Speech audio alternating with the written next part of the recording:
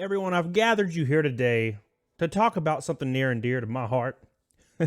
Something that goes all the way back to my childhood. Something that you probably know about and something you may love as well.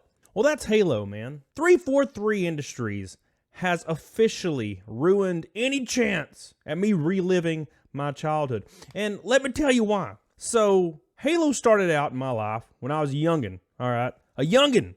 And it was a fantastic experience and only grew and slightly evolved. And then suddenly 343 grabbed it, and little did we know how insane it would get. And to be honest, I'm kind of flabbergasted. So we're going to talk about all that today, and we're going to get right into it and the new roadmap update and everything else, and why I think I'm just done with Halo. I think I'm done with it forever, for the rest of my days. So if you're anything like me, you probably started out back in the day playing split screen co-op with your friends, all right? And maybe exploring the maps in Halo 1, an unbelievable game. One of the best games in the entire ever.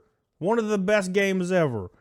And then it evolved itself in the multiplayer madness that is Halo 2. Another fantastic game. And you know what I did when I first got this game? I played co-op split screen immediately, because that's what I do, and that's what we do. And then all of a sudden, something else popped up, and it evolved even more. You know what I did when I got this game? I played co-op split screen, but I also played the multiplayer like an ass, like a big old hairy ass. But don't forget about this one, the controversial release. At the time, we were like, man, Halo Reach is just not as good, right? It wasn't as good. Man, thinking back now, I feel like a dumbass. Because then we got this, all right? And everything started to change. It started to become Call of Duty, because at the time Call of Duty was popular, right? So what did Halo do? All right, what did 343 Industries do? They were like, we gotta copy the good old-fashioned Call of Duty, and that's when everything changed, and they're still doing that today.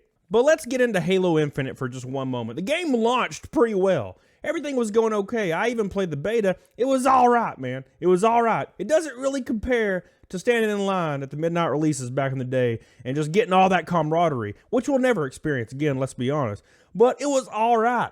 But then the game came out, or was about to come out, and I heard the words Battle Pass or Season Pass. When I hear those words, I don't know about you guys, but when I hear it, I'm out. Because I know what a company's intention is immediately. When that happens, I don't give a damn if the game is free to play.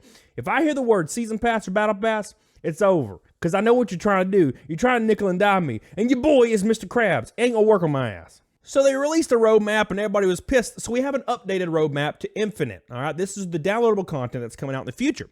So there's a Forge beta. Okay, there's a Forge beta right away. Then there's the Campaign Network Co-op and Mission Replay. Then there's the free 30-tier Battle Pass because we're playing Fortnite, keep in mind. And then the new maps, which is Detachment and Argyle. Keep in mind, this is from November 8th to March 7th. All right? It doesn't even give you a release date on these. It also has the Match XP beta and all that good stuff and some new modes and whatnot. Then, from March 7th to June 27th, there's a new arena and big team battle, new maps, a new Bandit M392, the DMR, some new equipment, and a paid 100 tier battle pass, and then a few more modes. But we gotta be very, very conscious of something, guys. People have already glitched the game to use the Forge mode. They've already glitched the game to use the next thing that's very important to Halo. Very, very important, and very important to me. And that's split screen, everyone. We gotta think about this for a moment. Split screen is very, very important.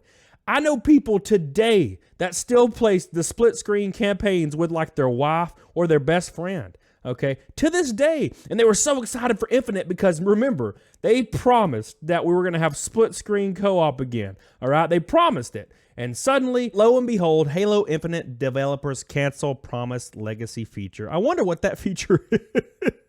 Okay, it says, in order to speed up the development and quality of Halo Infinite's live service updates, which is like 3 things. Keep in mind, the live service updates is 2 maps in 6 months. Remember on Halo 2, when you went to the store and you got a little DVD and it had like 8 maps on it or 10 maps on it? I don't really remember, but it was a lot. Yeah, now it's 2 in 6 months, boys. 2! All right, hire a couple modders, man. Like they can pump out like 50 in 2 seconds, bro. Come on now. They ain't got girlfriends or anything to do so. But it said 343 staff had to undergo a bit of reshuffling and cut back on some Halo Infinite features. The most noteworthy of those now missing features would certainly have to be the much anticipated split screen co-op. Wow. As 343's head of creative, Joseph Staten, put it, the company reallocated the resources that previously went into the legacy feature into other avenues in order to make players feel more rewarded and welcome, yeah, my ass, while also ensuring that Halo Infinite multiplayer sessions are fair and stable. Guys, look, there's an issue. There's an issue here, and we got to talk about it. Halo 4 was not my cup of tea. And then I saw the trailer for Halo 5, and I was immediately like, nah, I'm skipping that one. I read the synopsis for the story, and I was like, nah, I'm out. Halo Infinite was a return, and I was very interested in this. Now, keep in mind, when I heard the term Battle Pass or whatever the hell, I was pretty much out. But then I heard about the split-screen co-op, and I was like, you know what? I might give that a go. Because I would love to crank it up and split-screen it up and just play through all of them. Because, you know, that, to be honest, that sounds like a great-ass time. Hey, man, I'm old as hell, all right? Old people need love too, baby. I'm part of the demographic, 18 to 49. That is supposed to be the targeted demographic for ads. It's fine. Don't worry about it. But what they chose to do instead was to put their time into, I'm going to say microtransactions. Now, correct me if I'm wrong, but other things that just don't matter. Keep in mind, it's only 2 maps in 6 months, and they don't even specify when those are coming out. This game franchise is dead. I'm done with it. I'm not really sure. I mean, whose fault is it? Is it 343's? Is it Microsoft? Probably a little bit of both. The fact that there was even a battle pass to begin with, no thank you. Look at games like Elden Ring that shows you immediately that you can get hundreds of hours of amazing gameplay without any downloadable content. And that is coming for Elden Ring. All they are worried about is money. And look, I get it, money's great. But there's a way you can accrue that money without nickel and diming everybody. Elden Ring did it. All you have to do is make a great game. It's crazy to me that they're not confident that the game is great enough to stand on its own merits to be able to bring in sales. To be honest, though, we've already found out that microtransactions brings in a whole lot more. So that's all they really care about, right? So I don't see Halo getting any better. And it's gotten really just so bad. It's gotten so bad that even this is pretty interesting. So it says right here, the Halo boss, Bonnie Ross, steps down as the head of 343 Industries, and she's worked there for 15 years, guys. That's a long damn time. What is that? What's the math on that? 2007? I might be wrong. I'm from Alabama, so you got to be real wary about my math. But now look, she said it was for family reasons, which is totally legitimate and fine. But it just seems like things keep getting worse and worse and worse. So the head and co-founder of Halo 3 developer 343 Industries, Bonnie Ross, announced that she was leaving the Halo Infinite game. While I hope to stay with Halo until we release the winter update, I'm letting you know I will be leaving 343 and attending to a family medical issue. So, look. It's just things are getting worse and worse and worse. It says Ross's departure comes after a few tumultuous years for the Halo franchise. The studio's current release, Halo Infinite, was delayed a full year in 2020, which I didn't even mention, by the way, missing the launch of the Xbox Series X. When Halo Infinite was released, it was absent expected features like co-op play and Forge mode. Keep in mind, co-op play is not coming. Network is, but not split screen. 343 Industries expects to ship those features with the game's winter update due in November and pledged to provide better live service support for the game's competitive multiplayer component. Earlier this month, 343 Industries shared a roadmap for these upcoming features and others, but delivered the bad news that Halo Infinite's promised split-screen co-op had been axed. It's really sad, man. It's really sad. So, in conclusion, guys, Halo meant a lot to me growing up. When I got Halo 1, I remember I got my regular Xbox, and I got Halo 1, and I got Tony Hawk Pro Skater 2X. And all I wanted to do was play Tony Hawk Pro Skater 2X. And I popped Halo in and played the first map, which was the Pillar of Autumn.